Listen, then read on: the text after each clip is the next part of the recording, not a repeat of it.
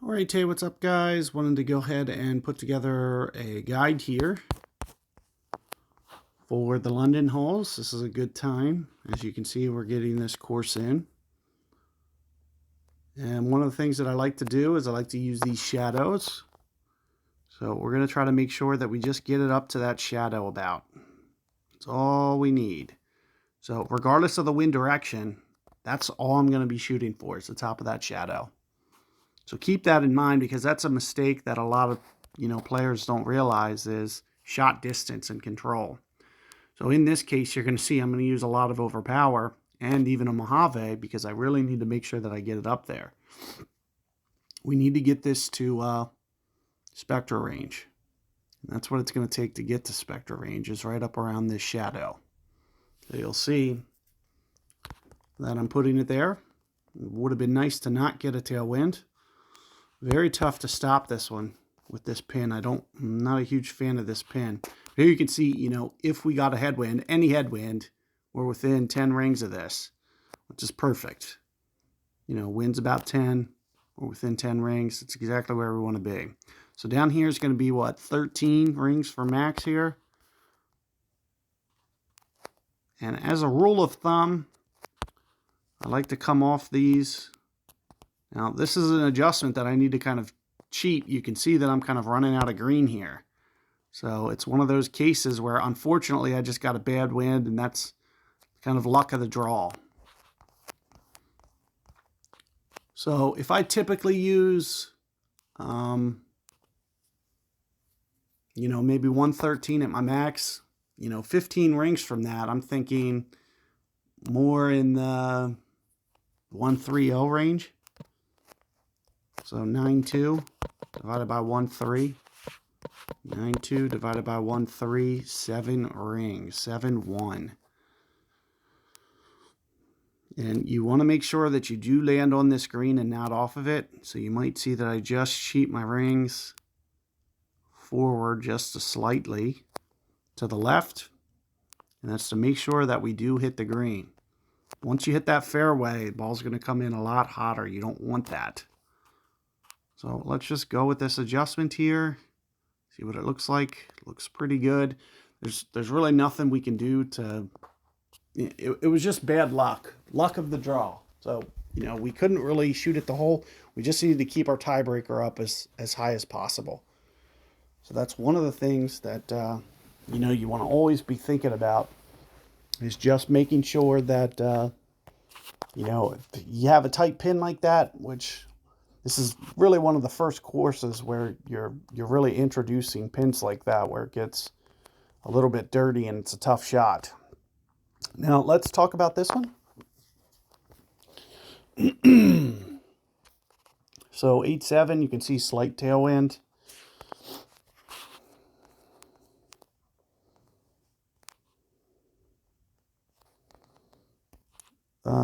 Whoops. I think I was thinking about that, but I don't think I can do it. I don't think I'm going to be able to do that because of the tailwind. I can usually do that with a headwind. We can't do it with a tailwind.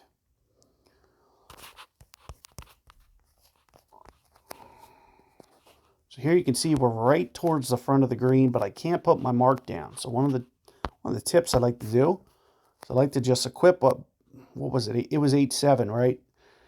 Memorize that wind. I like to play the slope, which is about 2 bars.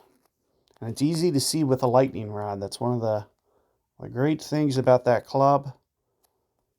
You can see what I'm trying to do here. Is just kind of straighten out this guide, maybe 5 backspin, 2 to the side, and we're just trying to get on plane with the hole. As you can see, I'm doing this with my ball guide, just kind of putting the ball guide up through the pin. And then at 8.7, that's the ring adjustment that we're going to use. Now, the max that I use for a Bigfoot 9 is usually 1.3. So at 8.7, 1.3, we're going to do 6.7 rings. Now, I'm going to still adjust with this. Now, one of the reasons that you'll see that I put this on was to extend my club range. You could see that I just gained new club range. So it's 6, 7 rings, but here's the one thing that you want to note. I've now moved this target to lower ground, so I might go 6, 5, 6, 6, kind of cheating this down a little bit because I've moved the target to lower ground. So since the target is lower, so you'll see I'm, in the sand. And one of the things that's nice about this bunker, it's not very deep, so it's not going to change too much, but it is going to change just slightly. So we're going to just cheat that adjustment in just a little bit, and then we're going to go back to our Mojave. Now you'll see with the tailwind, we haven't lost any club distance. So this target's still at the same spot. It's because up here, the max line is, once we get down here, it's not. So that's why I did that trick. So keep that in mind. That's something very useful. So you'll just take the ball that has, your highest range, knowing full well that you're going to be pulling back from that. And it looks like I'm a little light on the adjustment. It did come in just a hair. Almost should have just went with the natural. And again, it's one of those things, you can just kind of take that experience with you. Keep in mind, if that bunker's deep, a little bit deeper, next time I go into that bunker, maybe I won't make the adjustment. But this is something that you'll consistently see happen when you pull down off the green into sand. So that's the reason that I did it. And like I said, I could see that it wasn't that deep, so I didn't want to pull in too much. I was only trying to pull in 1.1. And if I would have added that 0.1 back on, that was probably in the cup. So it was just one of those cases where it didn't work. So keep that in mind. Now let's go here. This is hole 3. I probably should have brought high flight. But one of the things that I'm trying to do with the side wind, I'm just trying to get this ball down here as far as possible. So the farther you get this, the easier this shot becomes. Even better if I can get it up into that white shadow.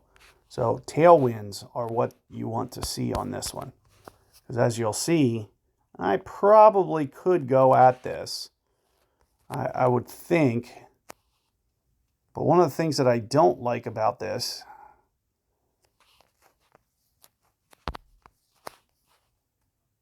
is the fact that this is probably going to want to try to come in hot.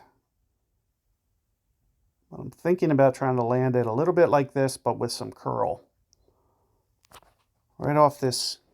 So I'm going to treat this as I've already gone 5 rings. We're going to do the ring adjustment. I like to use, for this 7 here, maybe 125, 127, somewhere in there. Let's do 127. So this is calling for 7-1.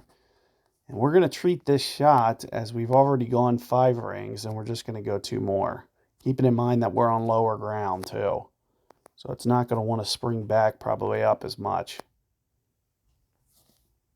Maybe just a hair of curl here. And all I'm trying to do is land on that fringe and get it to just scoot forward.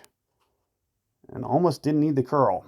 So we would have been good with a just straight up shot. It's hard to tell without that ball guide, and typically I don't want to put that side spin on, but I was just doing what I had to do based on the fact that I just had a very difficult shot. We couldn't start to set up our shot. We just had to kind of view it at, past club max. Now what I'm going to do is I'm going to just split these up into 3 whole segments here. And we're going to come at this one again with another video. So good luck. Hopefully, that makes sense, and see you guys on the next set.